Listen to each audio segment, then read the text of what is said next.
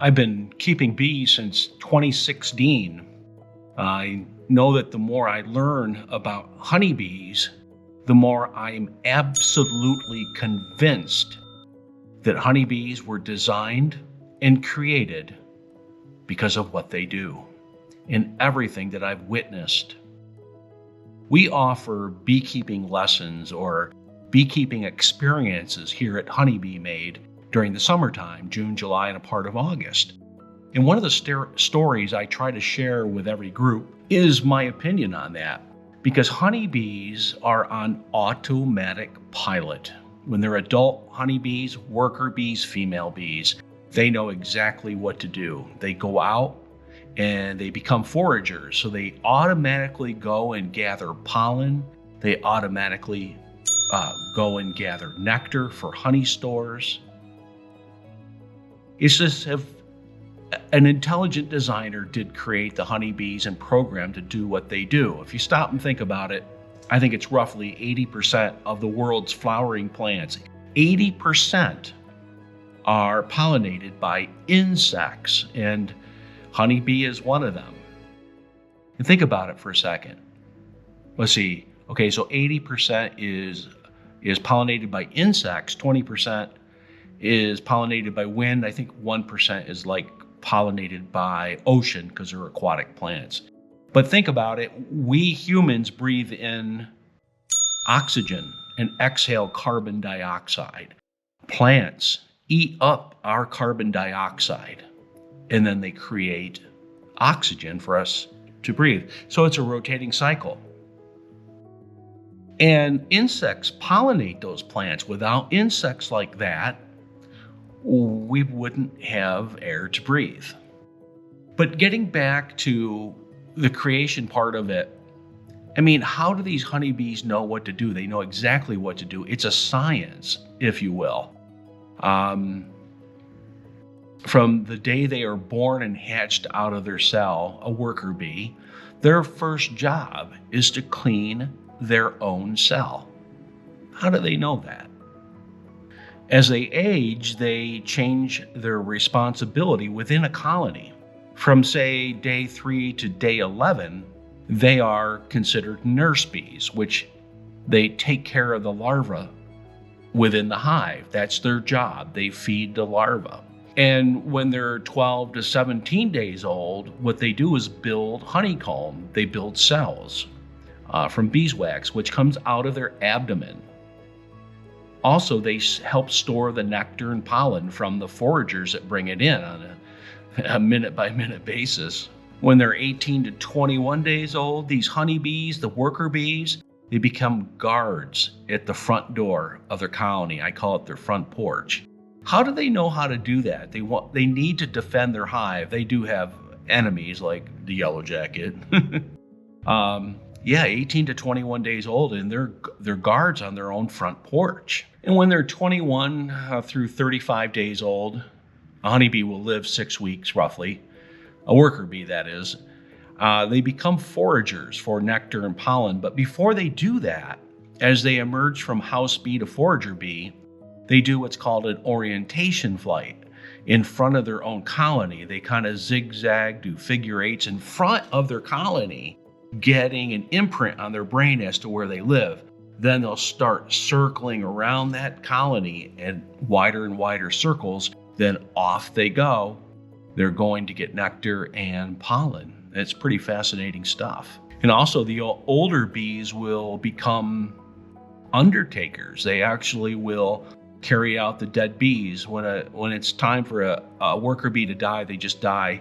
And the older bees will become an undertaker and drag them out of their colony to keep it clean. And that brings me to another point about creation and honeybees, is that a honeybee colony is one of the most sanitary environments found in nature. How do they know how to do that? They do not defecate in their own colony. The queen might, and then they clean up right after her. But they seal every nook and cranny up, and they glue everything together with propolis that they make, and that keeps the drafts out, and it keeps it sanitary. Propolis. How do they know how to do that? It's just crazy stuff. How do drones, male bees, oh, by the way, some people don't know this, but the queen in a colony of honeybees, remember a colony is one family. So a queen will not, or rather a virgin queen will not mate with the male bees in that colony. It would be incest, and incest is not good, as we know, because that's her sons, or a relative. So what virgin queens do is they go out to what's called a drone congregation area. It's where drone bees from all around the area congregate, and they wait for virgin queens. It's a true story. I don't make this stuff up. These drone bees hang out waiting for virgin queens. And what the virgin queen will end up doing over a day or 2 or 3, maybe 5 days up to, they will mate with 12 to 15 drones for genetic diversification. It's crazy. How do they know how to do this? And then obviously once the drone mates with the queen, they automatically die. Drones, male bees, have one purpose and one purpose only. That is the survival of the species. And they live to be 8 weeks as opposed to a worker bee, which is like 6 weeks. So a drone bee, if they make it to winter or fall, will live roughly 8 weeks, or unless they're out on a mating flight with the virgin queens hanging out in a drone congregation area. But the worker bees, as we head into winter and resources are slowing down, there's nothing to get, no nectar, no pollen, they'll start kicking the drone bees out. I've witnessed it. I would like to get some film footage of it someday.